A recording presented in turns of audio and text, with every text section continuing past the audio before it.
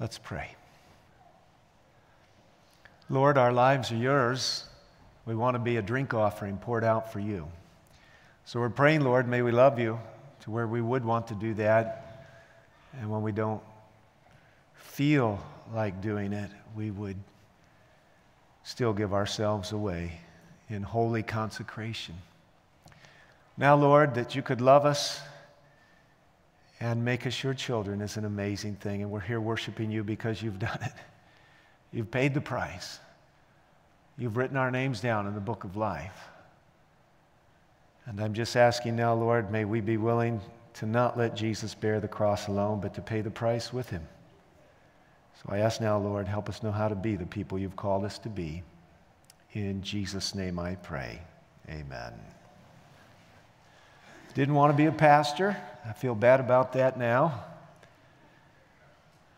First, I thought it was cool when I was a junior high student, and the teachers at my school put a mantle on me. Not a literal one, but they said, "We think you're called to the ministry." And in the more innocent ages of my life, I thought that was a high and noble thing.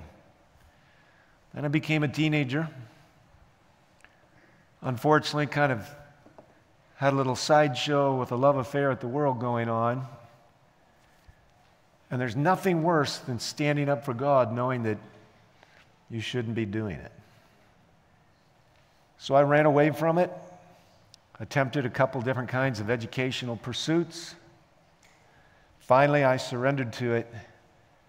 It was good that I had wrestled with it, because once I decided to do it, I decided I wasn't going to be a placeholder. I was going to actually be what you needed to be if you were going to make this thing work. Now, I need you to know something. People don't make this thing work, but God uses people to make it work. He's using all of us to the degree we make ourselves available to him. If you find yourself on a track for ministry, be it teaching or preaching or medicine, it's exceptionally important that you do come face to face with what it's going to cost you, so that you don't start to build the house and walk away from it. So you don't start to fight the war and wave the white flag. While there have been chapters in my life that have been challenging, I stand before you today as I get ready to present a message entitled, "Give Us Leaders, Not Managers," with a lot of prayer and humility and willingness to keep following that which I know works. Every church I've received has found itself in difficult position, and it's usually a leadership issue. Because real leadership breeds function, healing, and growth. But most people don't want to be told they need better function, healing, or growth. As a matter of fact, lots of people would like their comfortable life to remain just so. But each place I've gone under the direction of prayerful indication, and God has sent me to the most wonderful groups of people to work with who have not hit the easy button or the eject button. They've actually said, "We prayed for him to come, and I knew I prayed about me coming with my wife. And we were all in this thing together, and with enough wisdom and prayer and patience and forgiveness and all the things it takes to make things better, that's what's happened." And so this morning, I'm going to go on a journey. Could be a tad bit difficult at moments. Not designed to be on purpose. Wasn't how I started out. Yesterday, while I was exercising, I listened to Patriarchs and Prophets 2 times, the same subject matter that covers what I'm going to cover here today. And I heard things that I hadn't seen before when I had read them. And so I'd stop what I was doing and I made notes. So let's go ahead and make the journey and see if it's worth making. And some of you may have to decide during this message you're willing to make the journey. And some of you may get courage to keep making the journey. And of course, it's possible some will say, "I'm not going to own that journey." I'm going to tell you a prayer that I'm praying that most of you don't know is in the Bible. But I pray it every day. I pray it every day. I've prayed it every day for months, probably years. Don't need to look it up. It's not my sermon. But you can pray it if you want. Just so you know, these are okay words, because I'm going to get to a point in this sermon where I'm going to use some words Adventists don't use. Well, they should, but they don't. New American Standard Version, Psalm 35.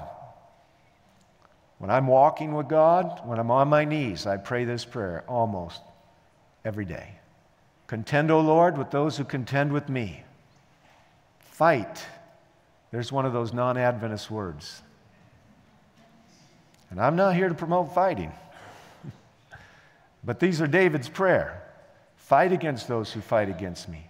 Take hold of the buckler and the shield. Rise up for my help. Draw also out the spear and the battle axe to meet those who pursue me, and say to my soul, I am your salvation. Let those be ashamed and dishonored who seek my life. Let those be turned back and humiliated who devise evil against me. Let them be like the chaff before the wind, with the angel of the Lord driving them on. Let their way be dark and slippery. Let the angel of the Lord pursue them. And I can stop right there. Those are God's words, written by God's servant, because he found himself being chased around the wilderness by somebody else who had been anointed to be God's servant.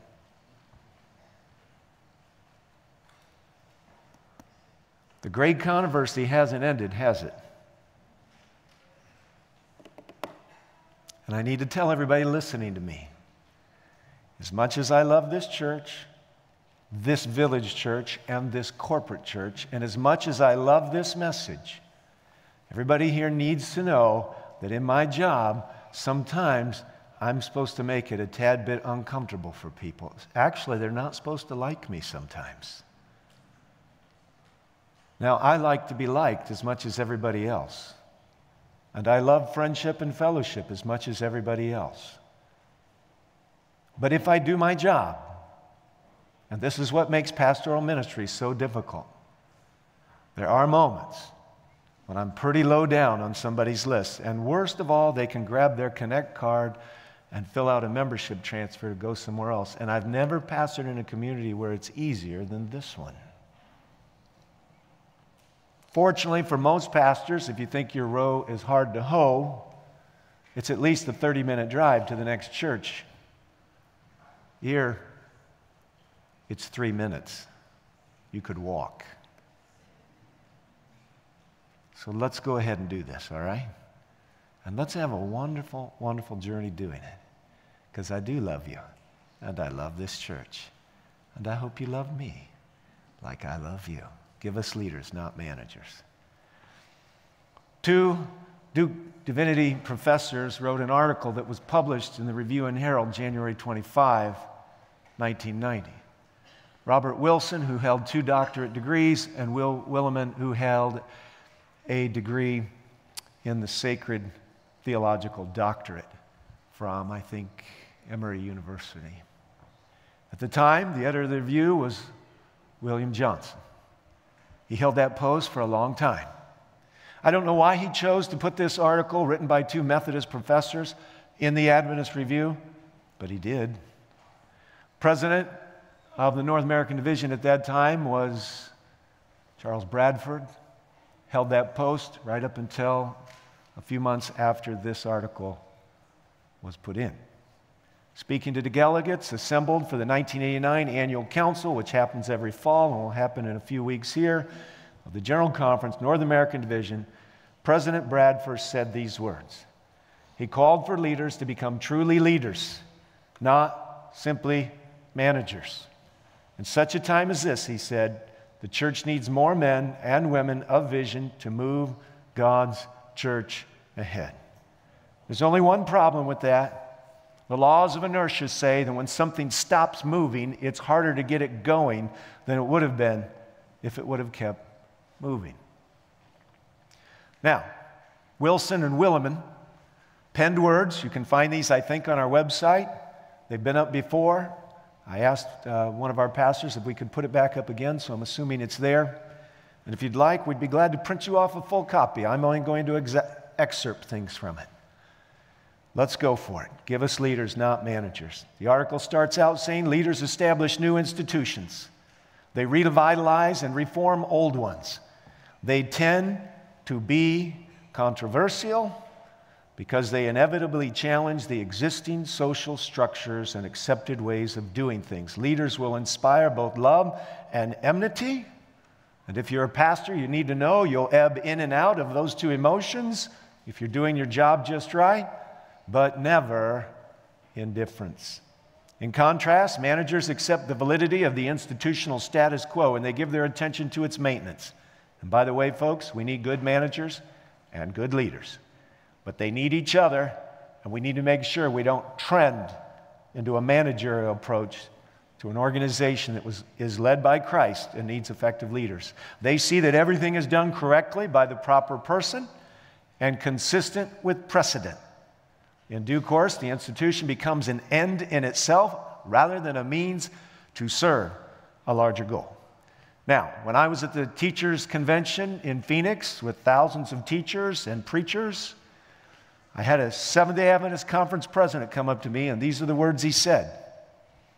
He said, "We don't exist to run schools. We don't exist to run hospitals. We don't exist to run churches. We exist to give the three angels' message." And all of those institutions exist for that one cause. So if you work for one of those institutions or you go to a church where you're maybe involved with all of them, that is why we exist. We're not here to support and strengthen the church without having the discussions about the church's ultimate goal. We are a movement, not an institution or an organization, although we have institutions and organizations. But we are here for a larger goal than simply propping up the status quo. Because managers assume the validity of the organization, they expect the constituents to be loyal and supportive of the institution. Now ask yourself this question: is there anything wrong with being loyal to the institution, yes or no? No. I want to be loyal to the institution. I want you to be loyal to the institution. But loyalty to the institution, when we cross principles around which the institution is established, is a flaw, not an admirable trait. The problem when we drift into management and status quo living, when an institution goes through the cycle and it's in the plateau and the decline stage, is we start rallying the forces around saving the institution because we see signs of death and decline around us. This loyalty is expected, even if the people do not feel that the institution is serving them, and even if they are opposed to what the institution is doing. Now, I would alter that sentence to say, because the institution doesn't exist primarily to serve the ones that are already in it, although there is service from each other and to each other. But I might alter that sentence to say the institution is not serving the purpose for which it was established. Nonetheless, we do serve each other, and different layers of institution are designed to support. In contrast, managers accept the validity of the institution, and they give their attention to its maintenance. We just read that. Managers tend the institutional machinery. They are not threatening because they can be counted on to see that no radical changes will be made and that no tough choices will be faced. They may be dull, but they are comfortable. There will be some conflict, but it will be amongst the people or groups who aspire to be the managers. Now remember, this is two Duke divinity professors writing about the Methodist Church. It's not a Seventh-day Adventist author. It's two Methodist leaders.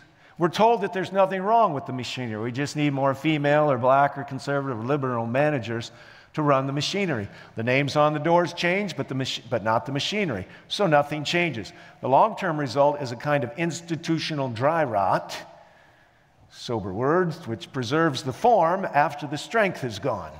And the end result is predictably fatal. The self-image of most denominational officials is not that of institutional managers. Many of these people probably see themselves as leading the church into the battle against such evils as racism, sexism, ageism, handicapism, which is not written down there, but it's in their article, and perhaps even other isms yet to be discovered. The rhetoric is that of bold leadership. The reality is that of control and maintenance of the institutional status quo at all levels of the connectional structure and suppression of alternative points of view, the Methodist Church.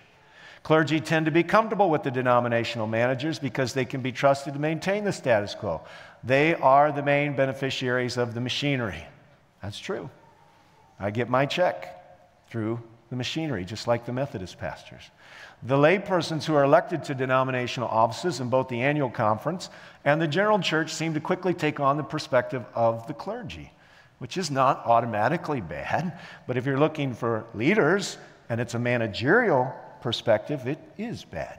Despite the attempt to include laypersons in and on the various agencies, there's little evidence that it has had any effect in altering either the style or the direction of the denomination. The machinery is greater even than the laity. It turns all of us, they say, into managers. Dozens of congregations that are in trouble have been studied. These studies reveal that the three factors that most important for revitalizing these dying congregations are leadership, leadership, leadership. He goes on to talk about a Methodist church in a place where they had not had a Sunday school in decades. A new pastor came. He thought to himself, if this place is going to stay in existence, we're going to have to do some things differently. You can bet he ran into resistance, but he actually started going out and talking with people, and he actually started training Sunday school teachers, and the day came when they opened their doors, and you know what the big fear was of the Sunday school teachers? Will anybody come? Actually, 35 showed up. That church went on to become a vital place because it was willing to endure the throes of being coached into vitality. There's an ethic at work that believes that one should not disagree or make waves. Such action is thought to produce conflict that will greatly damage the church. I had to have a visit the other day with a person who holds institutional position. This person doesn't like conflict. I don't like it either. But I had to remind the person in the conversation that not all your conflicts with your spouse are of the same nature. Some are little, some are just irritations, some of them you overlook. In our marriage seminars, we say there are some discussions, you have some things you discuss and some things you dismiss. But if it keeps bothering you or making a problem, it makes it onto the discussion list. And on a spectrum of 1 to 10, some marital problem solving is down in the 1 to 3 to 4 zone. Some gets to where there's actually some emotion. And some is pretty deep, heavy, and strong, because if things don't get worked out, we could have a marriage or institutional implosion. And in a church, it's the same way. And in parenting, it's the same way. And in effective businesses, if you read Jim Collins' book, Good to Great, it's the same way. Because effective leadership is not effective if it allows dysfunction to develop and it just pushes things under the rug. Those are tripping hazards for effectiveness. Conflict is not what damages the church. It's poorly done conflict that damages the church. I'm going to say that again. Conflict is not what ruins a marriage. It's unresolved conflict that ruins a marriage. Conflict is not what ruins a child. It's poorly managed conflict that ruins a child. Conflict is problem solving. And when you don't solve your problems, they accumulate like barnacles on a boat. Have you ever seen those big ships that they put thousands of people on? Do you know they take them out of the water regularly, and they not only take the barnacles off, but they polish those boats with polymers so that they go through the water faster and easier. Any institution which refuses to say and acknowledge there's barnacles and occasionally take the boat up out of the water to see what you can't see from the deck is destined to become a tugboat instead of a speedboat. Because an institution employs the type of leaders the constituents want, the people, if they desire, can have a different type of leader. And with this, I categorically disagree. But it's where we're going to launch into our Bible study this morning. Don't open unless you want to. This is not where the sermon's at, but I do want to make sure you know where I'm launching from. But the thing was displeasing in the sight of Samuel when they said, "Give us a king to judge us." And Samuel prayed to the Lord, and the Lord said to Samuel, "Listen to the voice of the people in regard to all this that they say to you, for they've not rejected you, but they've rejected me, from being king over them. The truth of the matter is, in modern egalitarian American society, if you want a different leader, you might be able to get a little different leader if you understand how the institution works and the decision-making process, and you believe in prayer as the great undergirding structure. But in Saul's day, they wanted a king, and they were stuck with him for 40-plus years. That's where we're going today. Now, let's go ahead. If you want to open your Bible, I'm going to be in 1 Samuel 13, 8 to 9 here, and 1 Samuel 14.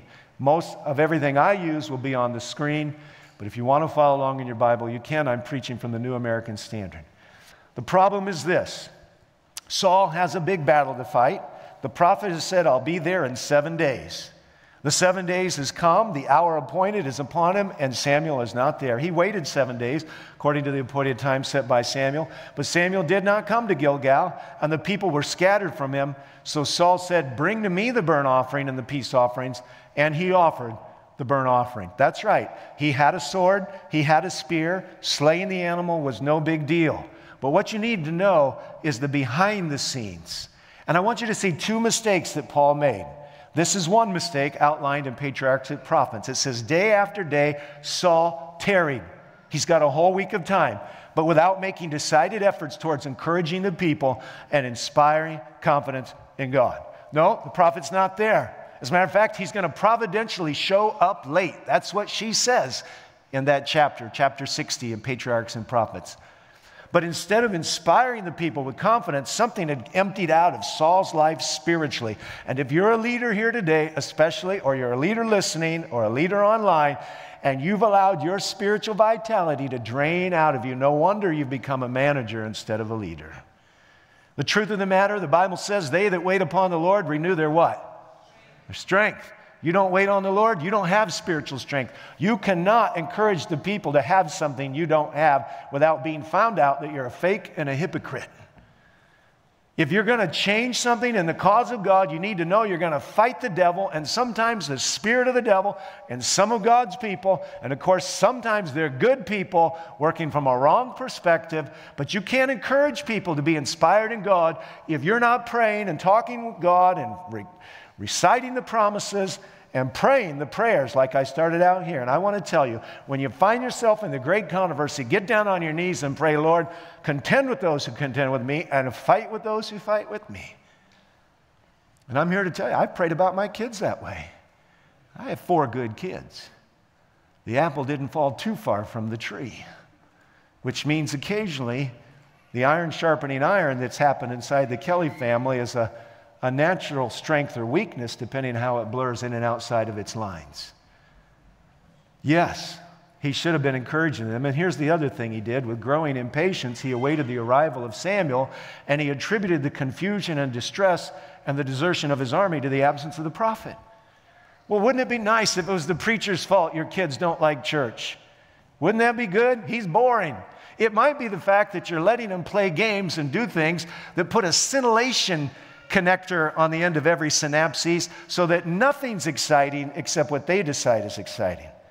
I've had those discussions before, and I'm having them now with anybody who listens.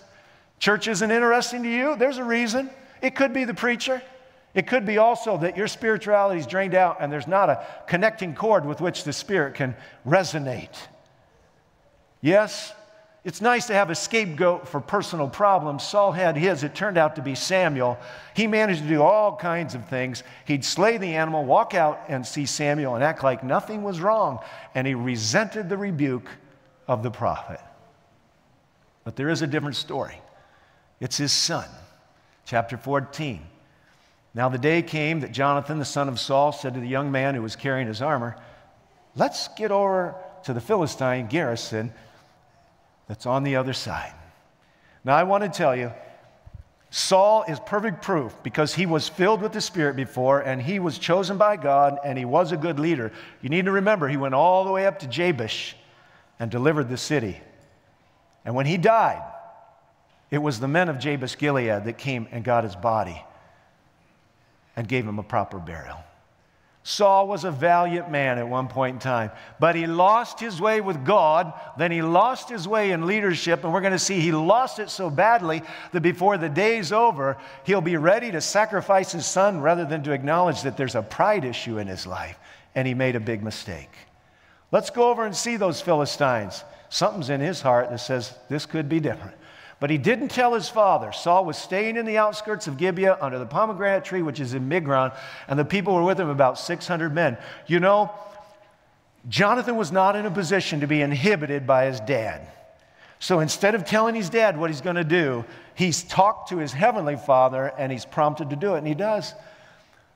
Let's go over into the garrison and see these uncircumcised Philistines. Perhaps the Lord will work for us. The Lord's not restrained to save by many or by few. His armor bearer said, do all that's in your heart. Turn yourself. Here I am with you according to your desire. Every leader needs this kind of leader partner. And every marriage should work this way. It's not for one of you to be the softy and one of you to be the difficult person for the kids to get along with. No.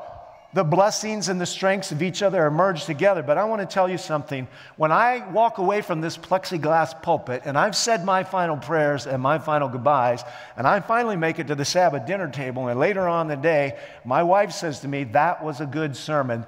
That's good enough for me. And you know, when your husband or your wife can stand by your side and say, you did the right thing, we're just going to have to take what comes. That's an important moment. Every leader is better as two or three than as one. And God sets it up that way. And that's why in Ecclesiastes 4 it says two are better than one.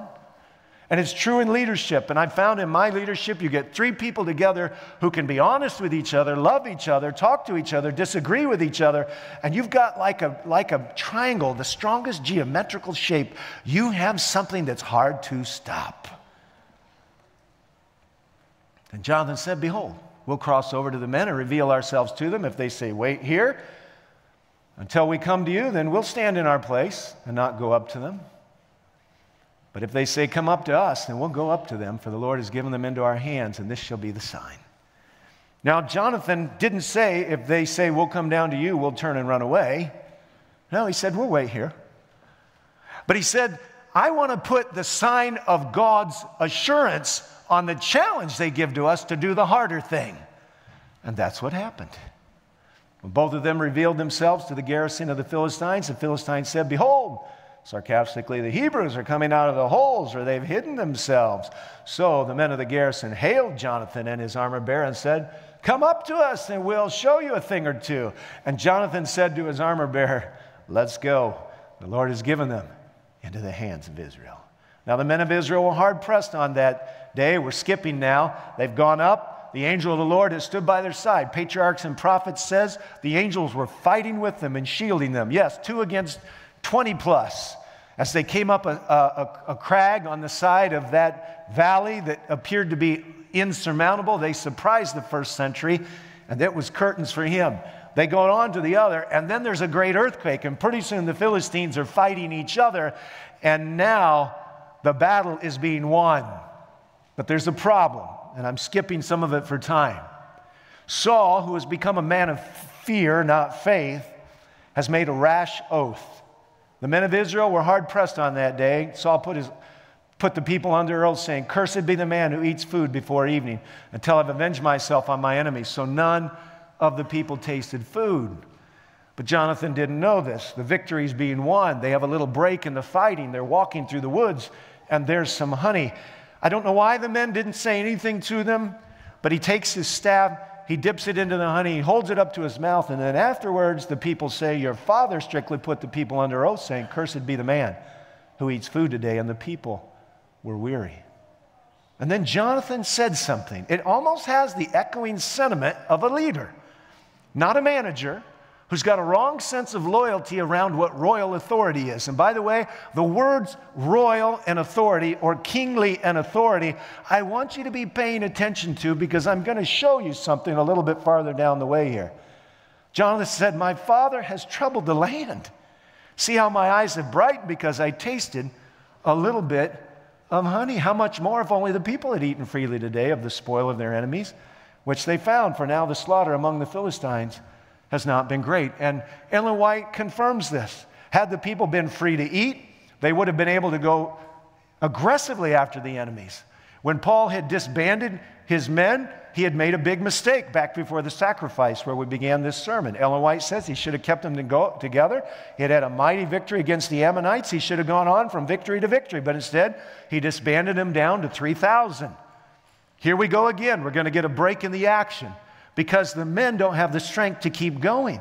Jonathan didn't know what the oath was. He had some honey.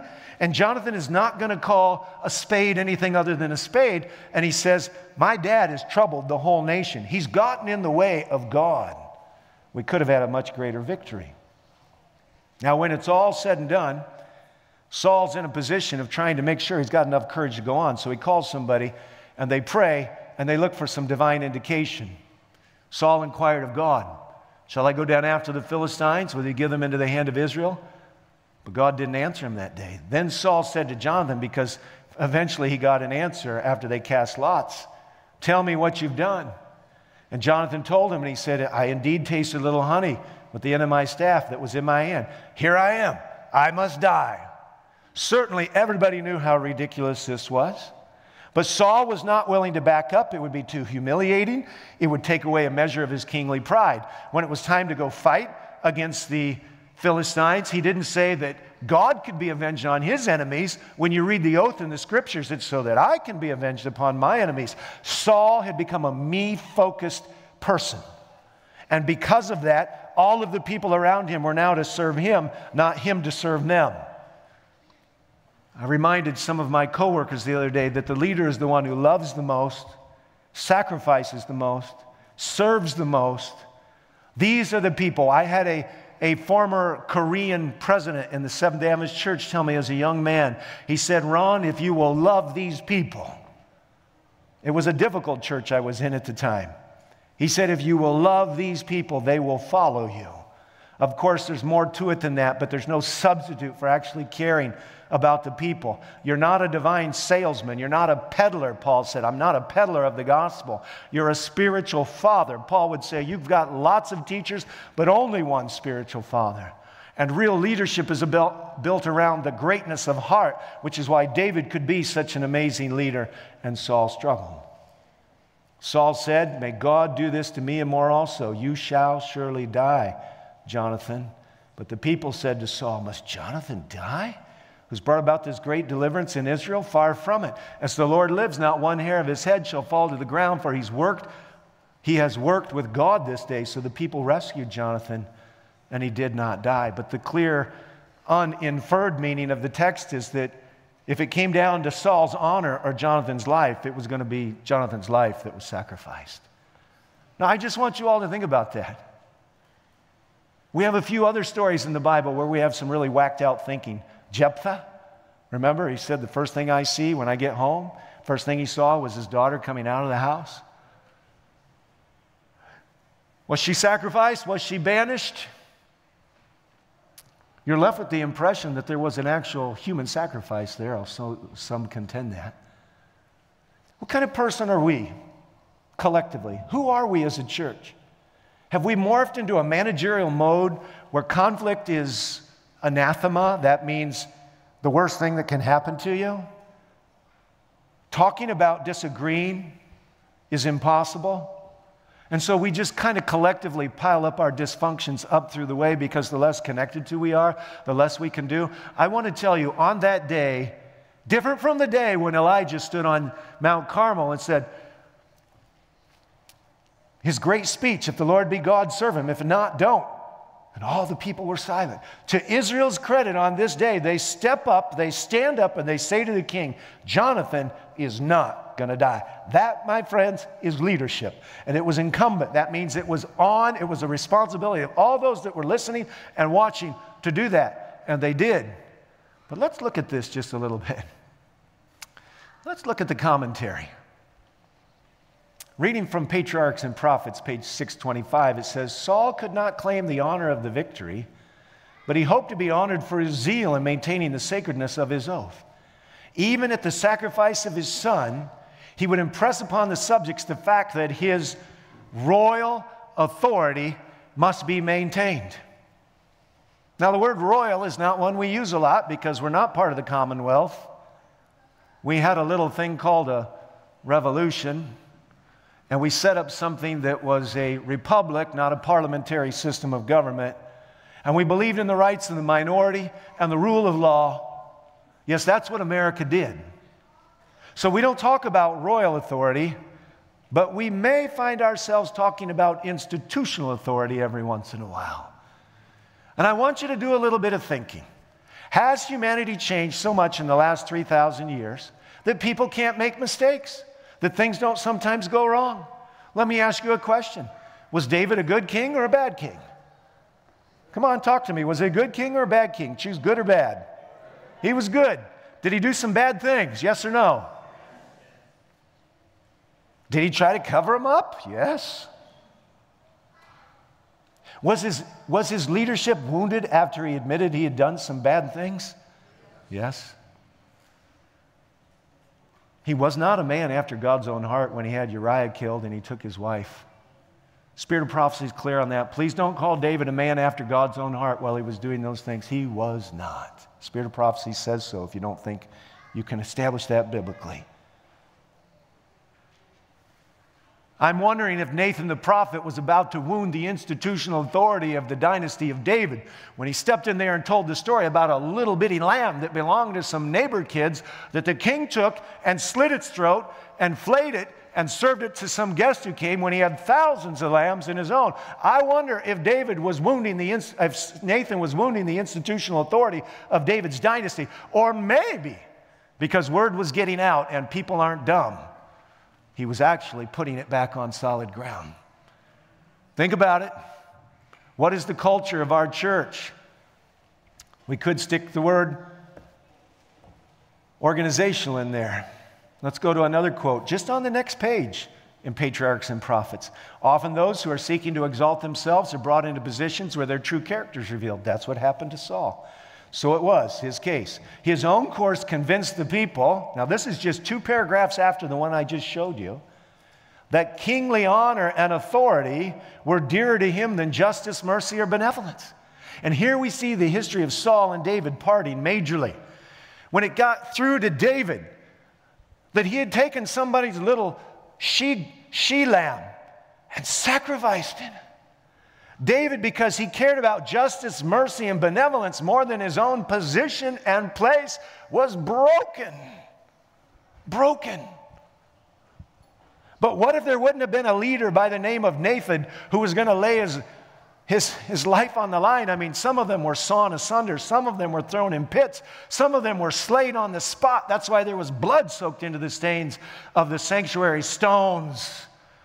Yes, some of them had all kinds of trauma worked upon them, these prophets who had the spirit of true leadership, even though they weren't tasked with management. And by the way, most leaders have some management responsibilities, and most managers have some leadership responsibilities.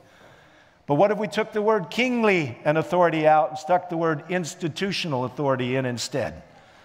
Does it change the discussion? Does it change the relevancy? I think it does. Because I'm afraid today humanity has not changed, and there is just this natural temptation for human hearts to go astray, for the spirituality to drain out of people, and yet they want to hang on to those things that they were invested with in better days at better times by better church processes or royal process, whether you're a Methodist or an Adventist or an Israelite. Yes, these are serious things to think about. And this paragraph sure got my attention in the same chapter.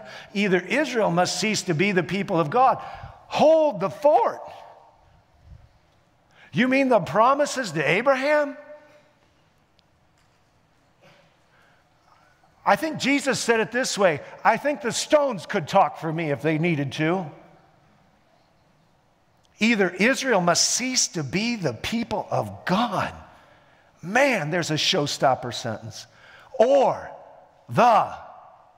could we say the next word together on the count of 3? 1, 2, 3. Principle. Principles. Oh, those are pesky things. They just happen to be applicable in any situation. They're not policies and they're not laws. They're principles. upon which the monarchy was founded must be maintained, and the nation must be governed by divine power. You may have a pastor, you may have several pastors, you may have a president, you may have presidents up through the line, but it is the divine power underneath the direction of a divine head following divine principles that protects the existence of any movement or nation or people ordained by God. This is where we're at. So long as the king and the people would conduct themselves as subordinate to God. Now there's a phrase worthy of a few discussions, maybe even disagreements, so long as he could be their defense. But in Israel, no monarchy could prosper that did not in all things acknowledge the supreme authority of God. Now, I'm bookending this sermon with two articles. They were both instrumental in shaping my life, my person, my character, and my ministry. Now, the first one came out of the Review and Herald in 1990, January 25. This one comes out in December 1993. This one is anonymous. J. David Newman is the editor of Ministry Magazine in the early 90s. And this is, well, I'm going to say just a little more before I open up the article. I want to make sure before I close this sermon out, you know something. Every leadership module you're in has a proving moment. For Jonathan, it was climbing up that crag. For David, it was fighting Goliath. Every leadership moment will have a proving moment. The other thing you need to know is that nothing will ruin you as a leader and turn you into a manager more than self-interest. Fear, greed, ease. You'll become a manager fast because those things are opposite to the kind of purity of heart and spiritual integrity it takes to do right and pay a price for doing right in a world that loves wrong. I want you to know that purpose and partnership goes a long ways in giving courage for our schools, our hospitals, and our church. And I want to give you just a little illustration before I'm done, because it's the best one I can give, especially if you're a leader. When I was in academy, I went to Broadview Academy, which doesn't exist anymore. So maybe like the Methodist Church that's been slowly losing ground, you have to admit in some places we've been losing ground. On a Sabbath afternoon, we decided to go for a walk. And across the street to the north of Broadview Academy were two major rail lines. The Burlington Northern Railway ran on those rail lines, and it was not a regular, it wasn't a crossing. They were going so fast, and they came so often that they put a bridge over these two lines. One Sabbath afternoon, we got the wise idea to walk out across Elburn Road and go up on the bridge. Not a metal bridge, wooden bridge, and not a tall bridge, just got a nice arc in it. And while we were walking, we heard the low rumble of diesel engines, and we thought to ourselves, there's a train that's coming. And we got the bright idea that we were going to go up on this bridge, and we were going to stand there as the train came through. Now, I've never been in a tornado before. People say it's like a locomotive bearing down on you. And I've never had a real locomotive bear down on me, although I've had a lot of metaphorical ones, or I'll call encounters with people that felt like it. But I want to tell you, there have probably been few days in my life that turned out quite like this one. And I wasn't scathed or wounded by it except psychologically, but I was not prepared. As I got up to the edge of those creosote-soaked timbers that this bridge was made of, and I watched those green train engines, 2, 3, I don't know, lined up in a row with probably 100 black coal cars behind them. And those engines were working hard because those cars were loaded, bringing coal from the west to the east. And you could see the black diesel billowing out. Of course, those diesel engines are powering electric motors that actually move the vehicle. But I want to tell you, as I stood there watching that train bear down on me, knowing that I was in a safe place, nothing could prepare me for the decibels pouring out of the top of that unmuffled set of engines. And I have never probably been much more scared in all of my life, and I don't need the audible thrill or terror of doing that again. But I need to tell you the metaphor I use when I'm trying to teach leadership. There are 2 tracks, and each of those tracks can carry trains. Off of one of those tracks, there is a siding. You're standing at the switch, leader. That's where you're standing. And what people will do when they don't like you, or they don't like what you've done, or they're just not very mature spiritually, relationally, or any other way, they will get the train fired up, and they'll put as many cars behind it as they can. And instead of talking to you as the station master, they will come at you with fervor and aggressiveness. And you are standing on the tracks by the switch, and you have to make a decision. Is this train going so fast that if I hit the siding button and send it onto the siding so it doesn't plow into the station, that I'll survive? Because if it's going too fast, it'll peel over right onto you. So you've got 3 decisions to make. You can run off the tracks and let what happens happen. You can hit the siding, and that train is either going to come onto you because it can't be stopped, it's too sharp of a turn, or you can pray and push the siding button and stand there while those thousands of horsepower, diesel smoke belching out the top, and audible sounds groaning as the wheels creak as they run onto that siding. And you save the guy driving the train, you save the people at the station, and God saves all of you as you go through the adrenaline rush of knowing, I just did the right thing. That's what people do. They're smart. It's like when your kid comes up to you and they know you're going to say no, so they bring a friend with them because you won't say no with their friend present. Oh, it didn't just happen to me, did it? That's life.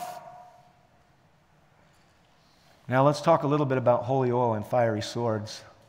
When I trained as a pastor, no one taught me how to fight. There's that word. Contend with those who contend with me, Psalm 35. Fight against those who fight against me. As far as I know, not much has been written about it either. It was as though pastors never fought. At the time, this misperception didn't seem strange. All the ministers I had known were the epitome of patience and cooperation. It would have been almost impossible for me to picture an angry, unkind, or vengeful pastor. And by the way, unkind and vengeful should never be part of a pastor repertoire, but there might be some righteous indignation mixed in there. They were saints. And so, unarmed, unprotected, and very vulnerable, I entered the Lord's army. Now you need to realize, I'm 2 years out of seminary as I'm reading this article, Ministry Magazine. Feelings of inadequacy dog my heels, but I believe righteousness would always prevail. Just pray more. No, it doesn't say that, but that's what some people think.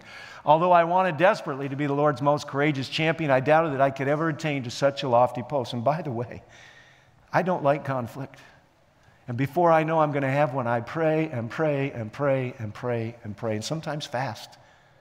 Because I don't want to be in an argument with somebody.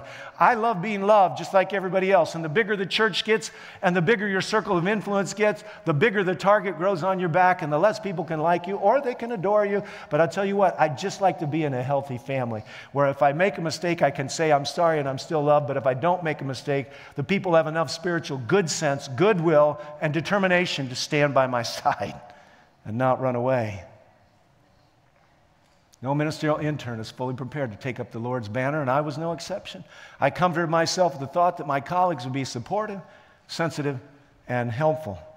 But then the man who wrote the article, who is anonymous, got up to make a presentation on end-time events, and it was in a large church like this, where there were multiple pastors on the staff, and when he got down to describing Jacob's time of little trouble, another pastor stood up, not the senior pastor, so that tells you it was a pretty big church, and he attacked the man, young man, making the presentation. And it wasn't just that he disagreed respectfully, it's the fact that he embarrassed him and attacked him and told him he was wrong and acted like he had ill intent. Eventually, I recovered. I shall never forget how my senior pastor handled the situation.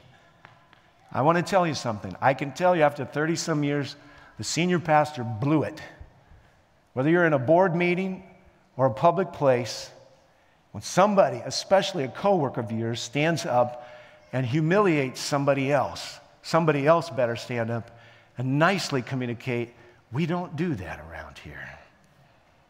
He refused to take sides, which is supposedly a Christian attribute of nobility.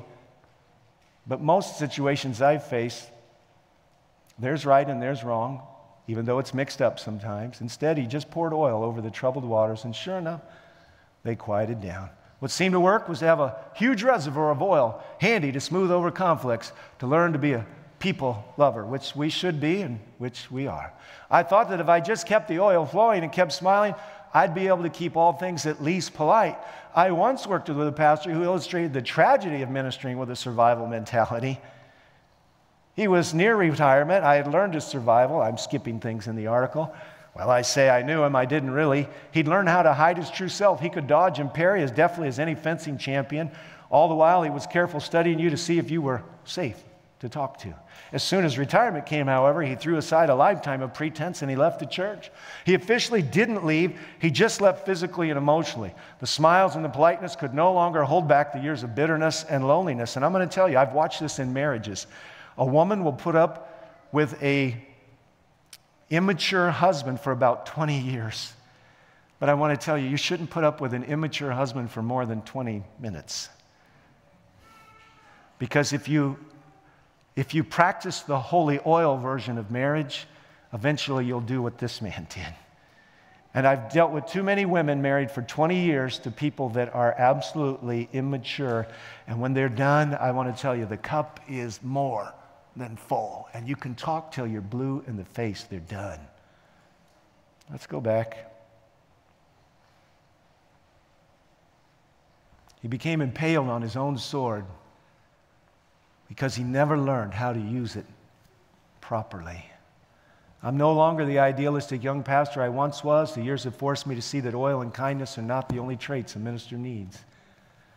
Not a husband, not a parent, not a boss, not a manager, not a president. There are situations that demand courage and the ability to speak up and be counted. The church can ill afford timid ministers. Ellen White's classic statement is just as true for pastors as others. Could we read this together? The greatest want of the world is the want of men. Men who will not be bought or sold. Men who in their inmost souls are true and honest. Men who do not fear to call sin by its right name. Men whose conscience is as true to duty as the needle to the pole. Men who will stand for the right, though the heavens fall. Our church must begin to foster such persons in the ministry. Persons who know how to be gentle. Can anybody say amen? And kind and strong at the same time. But how do we do it? Where do we begin? Who'll be the first to break the ground? By the way, this is parenting 101 as well. Our church leaders must inspire both love and enmity. That's what William Willimon said. Kind and firm. And I just want to leave you with this knowledge. This is who Jesus was. He knew when to draw the sword, and he wasn't a butcher. He was a spiritual friend and surgeon. And that's what put him on a cross. Everybody abandoned him. Some hated him. He inspired both love and enmity, but never indifference. Now, why am I preaching this sermon today? There's a variety of reasons. I'm here to tell you, when Moses smote the rock the second time, he did almost kind of the same thing Saul did.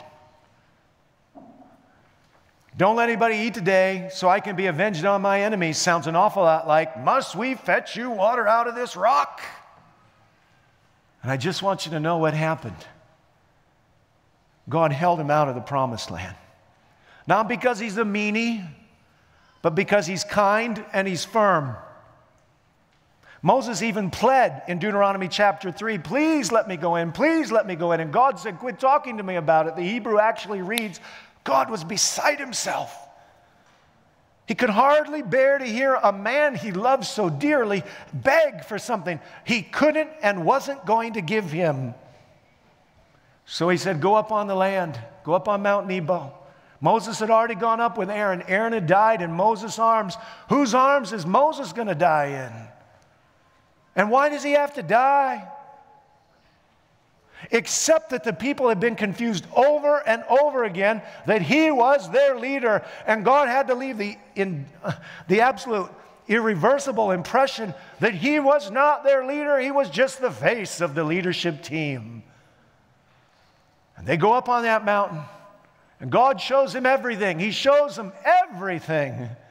He shows them the land as it is, from the Mediterranean to the mountains in the north of Dan. You can't see that from Mount Nebo, friends. Some of you have been there. It's a divine, supernatural, revelatory experience. And then he shows them the future of Israel, and he shows the coming of Jesus, and he shows the rejection of Jesus and the death of Jesus.